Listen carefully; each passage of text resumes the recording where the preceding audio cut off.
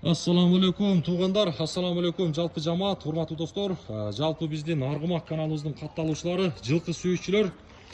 Буюрса Ноокаттын центринде турабыз. Азыркы учурда Ноокатта мына ушундай бир айтымында улагы таам айдайт. Мына жерде Махбузулла деген менен бир полбон агабыз бар. Буюрса мына ушул атты сиздерге кыскача тааныштырып беребиз. Сатууда турат.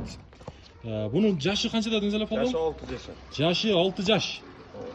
Anan üyürü, ulağı var dediniz ha işen işte. Garantiyeli ulaq. Anan negizi bunun tüvü özgönden gelgen eken ha? Ova, özgönden op digamiz. Özümüz op digamiz. Turamız. Şu bir akamdan suylaşıp. 8 yıl oldun akasını op geliyorduk. Jaq çıkan. Xudo xolasa bu atımıza uyat kılbaydı. Былтыркы жылы улактарга салдыңыздар. Ova, saldık. Boyu keçiroq kelib qoldi tasha bizga. Haligi olama uloqlarga borib soldik.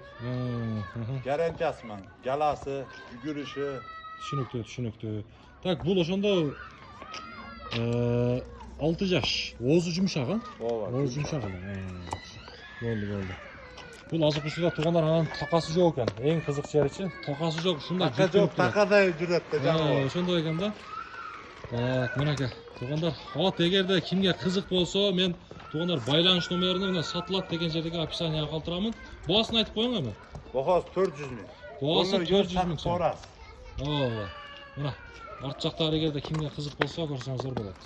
Бастырып коюң, кичине. Мына. Мына така жок ушундай жүрүп атат. Жерди кичине босуяп, Болду. Кичине кайтара бериң, полбон. Мен бул полбонду тааныгандар болсо керек, өтө чоң оозу. Ат эми ошого кичине көрүнүп калышы мүмкүн.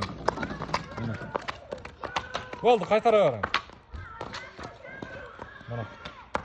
Болду, полбон. Соодаңызды берсин, а? Рахмат. Ат жаккан болсо туугандар чала бересиздер.